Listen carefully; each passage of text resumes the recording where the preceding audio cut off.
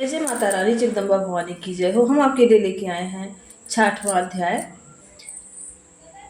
6वां 7वां 8वां अध्याय दुर्गा सप्तशती पाठ।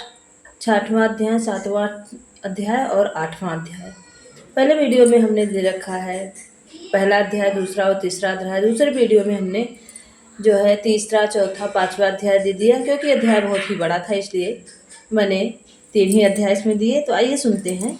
जो भी भक्त इस कथा का श्रवण कर रहे हो, माता रानी उन्हें सुख समृद्धि प्राप्त करे और स्वस्थ रखें। जय जय माता रानी। 6वां अध्याय धूम्रलोचन वध। महर्षि मेघा ने कहा कि देवी की बात सुनकर दूत क्रोध में भरा हुआ वहां से असुरेंद्र के पास जा पहुंचा और सारा वृतांत उन्हें कह सुनाया। दूत की बात सुन असुरेंद्र के क्रोध का पारावार न रहा और उसने अपने सेनापति धूम्रलोचन से कहा, धूम्रलोचन, तुम अपनी सेना सहित शीघ्र वहां जाओ और उस दुष्टा के केश को पकड़कर उसे घसीटते हुए यहाँ ले आओ। यदि उसकी रक्षा के लिए कोई दूसरा खड़ा हो, चाहे वह देवता, यक्ष अथवा गंधर्व ही क्यों ना हो, उसको तुम अवश्य मार डालना।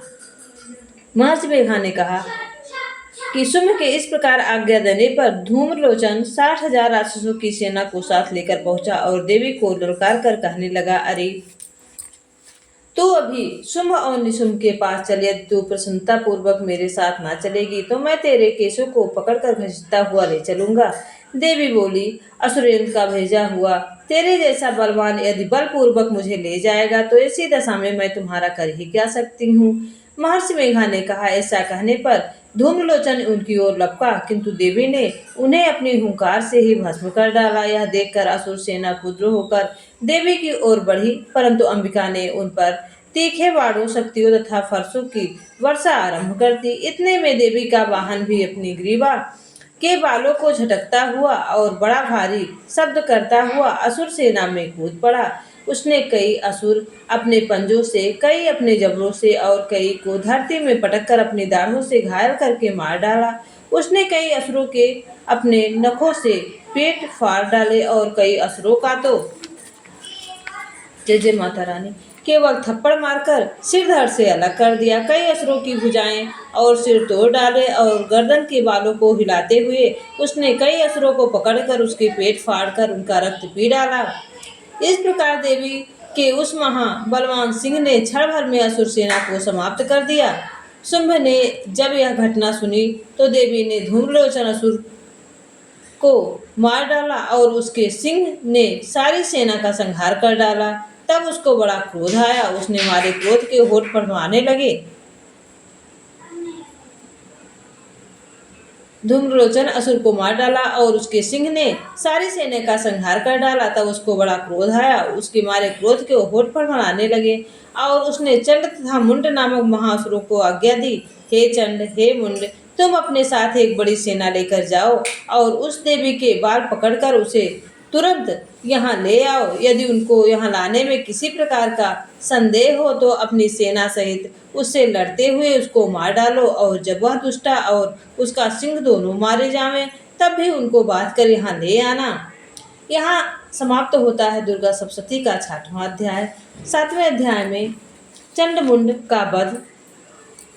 महर्षि मेघा ने कहा, दैत्यराज की आज्ञा पाकर चंड और मुंड चतुरंगी सेना को साथ लेकर हथियार उठाए हुए देवी से लड़ने के लिए चल दिए। हिमालय पर्वत पर पहुंचकर उन्होंने मुस्कुराती हुई देवी जो सिंह पर बैठी हुई थी देखा। वह असुर उनको पकड़ने के लिए तलवारें लेकर उनकी ओर बढ़े। तब अंबिका को उन पर बड़ा क्रोध आया और मारे क्रोध के उनका मुख काला पड़ गया, उनकी भुक्तियां तन गईं और उनके ललाट में से अत्यंत भयंकर तथा अत्यंत विस्तृत मुख वाली लाल आंखों वाली काली प्रकट हुई, जो अपने हाथों में तलवार और पास लिए हुई थी।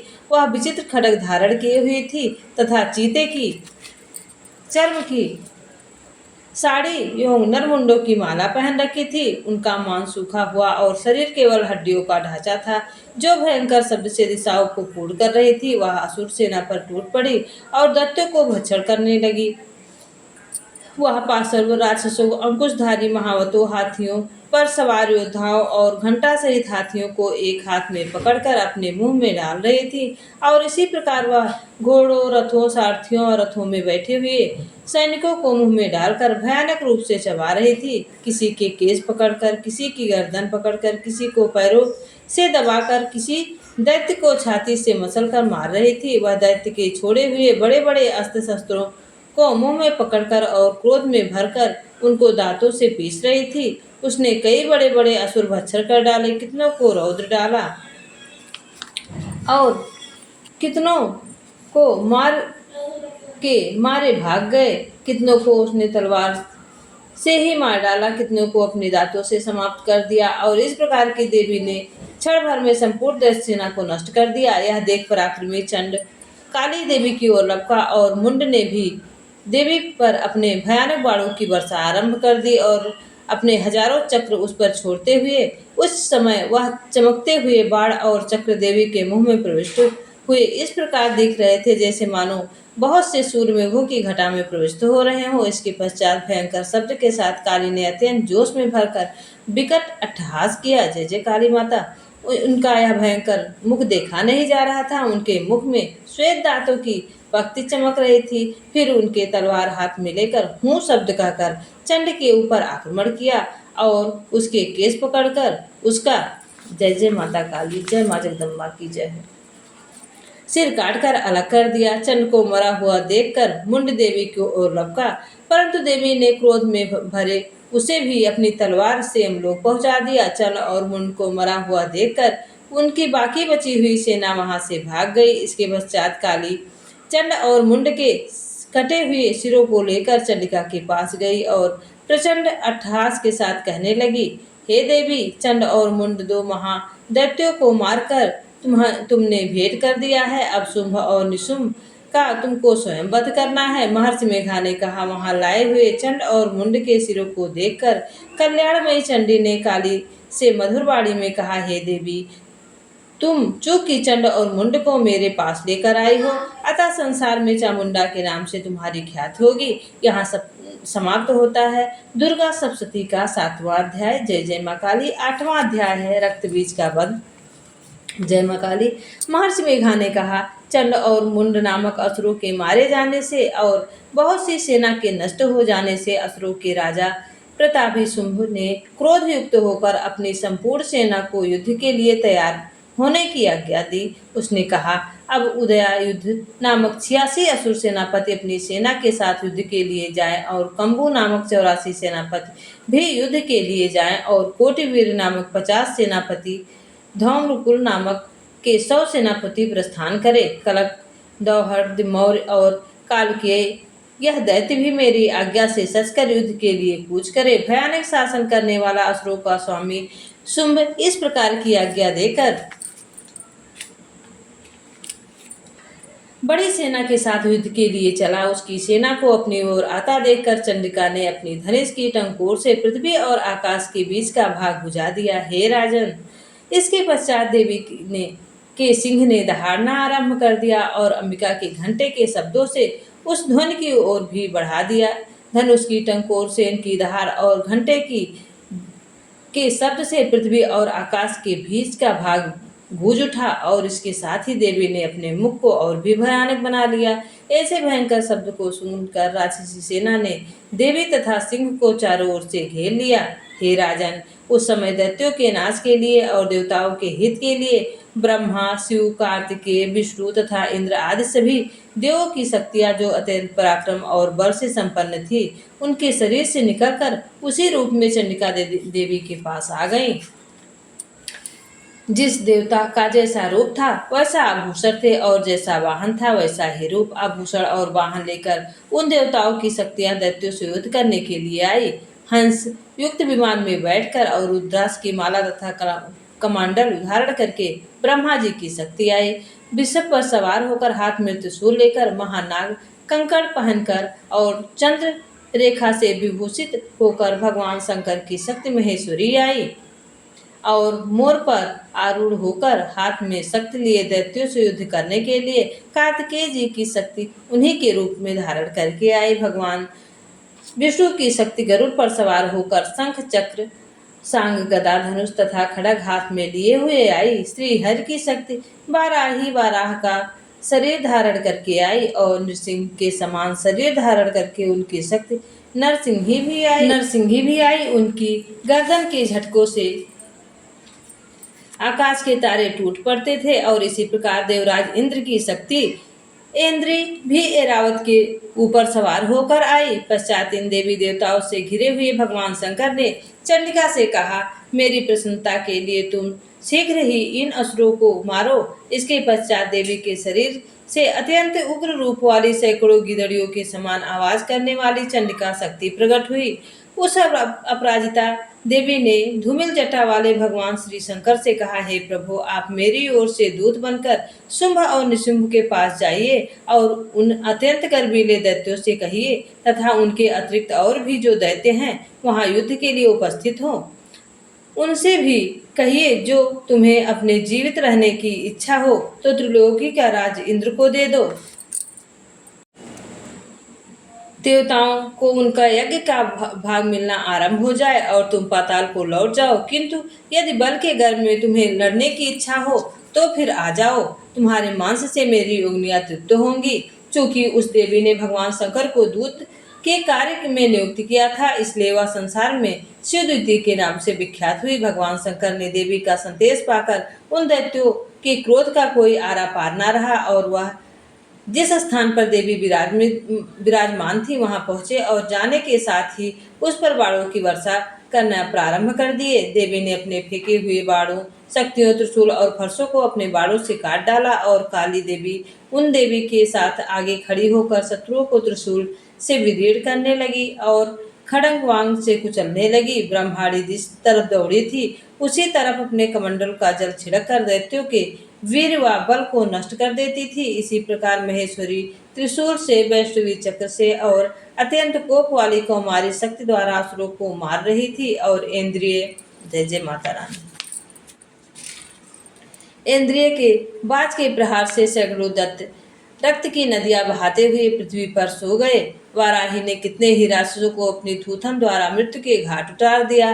दाढ़ों के अग्रभाग से कितने ही राक्षसों की छाती को चीर डाला और चक्र की चोट से कितने ही को विदीर्ण करके धरती पर डाल दिया। बड़े बड़े राक्षस को नरसिंही अपने नखों से विदीर्ण करके क्षण भक्षण कर रही थी और सिंहनाद से चारों दिशाओं को उपजाती हुई रणभूमि में विचर रही थी।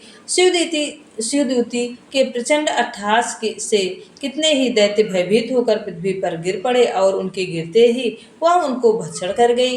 इस तरह क्रोध में भरे हुए मातृगणों द्वारा नाना प्रकार के उपायों से बड़े बड़े असुरों को मरते हुए देखकर राक्षसी सेना भाग खड़ी हुई और उनको इस प्रकार भागता हुआ देखकर रक्त बीज नामक महापराक्रमी राक्षस क्रोध में भरकर युद्ध के लिए आगे बढ़ा। उसके शरीर से रक्त की बूंदें पृथ्वी पर जैसे ही गिरती थी, तुरंत वैसे ही शरीर वाला बलवान दैत्य पृथ्वी पर उत्पन्न हो जाता था। रक्त बीज गदा हाथ में लेकर इंद्रिय के साथ युद्ध करने लगा। तब इंद्रिय शक्ति ने अपने वज्र से उसको मारा तो घायल होने के कारण उसके शरीर से बहुत सा रक्त बहने लगा और उसकी प्रत्येक बूंद से उसके समान ही बलवान तथा महापराक्रमी अनेक दैत्य भयंकर रूप में प्रकट हो गए। वह सबके सब दैत्य रक्त बीज के समान ही बलवान तेज थे। वह भी भयंकर अस्त्र शस्त्र लेकर देवियों के साथ लड़ने लगे।